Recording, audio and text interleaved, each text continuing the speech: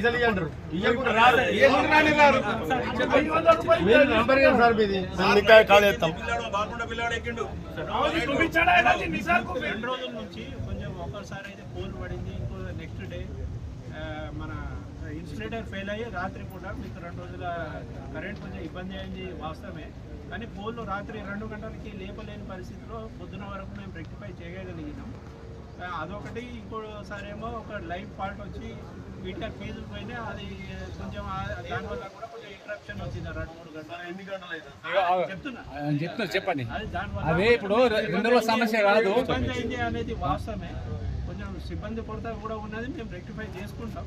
దయచేసి అర్థం చేసుకోండి. మేము కావాలని అయితే ఎవరికి మేము ఇబ్బంది పెట్టదలుచుకోలేదు. మేము కరెంటు బంద్ చేస్తే మాకే ఇబ్బంది, మీకు కరెంట్ బంద్ చేస్తే మాకే ఇబ్బంది అయింది ఇండైరెక్ట్గా. మేము రాత్రంతా రెక్టిఫై చేయాలి. ఏ నైట్ పోయినా ఆ నైట్ రెక్టిఫై చేస్తున్నాం, ట్రై చేస్తున్నాం మేము మ్యాక్సిమం రెక్టిఫై. మీరు కొంచెం దయచేసి పెద్ద మనసుతోటి అర్థం చేసుకొని కొంచెం ఉండాలని నేను కోరుకుంటున్నాం. ఈరోజు మీకు బాల్కొండ పోలు పడిపోయి ఇన్సులేటర్ ఫెయిల్ అయ్యి కొంచెం ఇబ్బంది అయిన రాత్రి 2 గంటలకు జరగడం వల్ల మీకు కరెంటు సప్లై ఇంటరప్షన్ అయింది అనేది వాస్తవమే.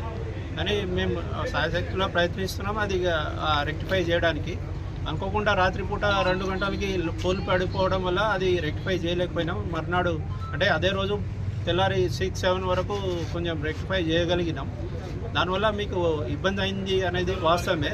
మళ్ళీ నెక్స్ట్ డే కూడా ఇన్సులేటర్ ఫెయిల్ అయ్యి కొంచెం మీకు ఇంటరప్షన్ అయింది. అది కూడా అదే టైంకి రాత్రి 2-3 గంటలకి ఫెయిల్ అవ్వడం వల్ల మాకు కొంచెం ఫాల్ట్ దొరకబట్టి రెక్టిఫై చేసేంత వరకు కొంచెం టైం పట్టింది. దానివల్ల మీకు ఇబ్బంది అయింది వాస్తవమే.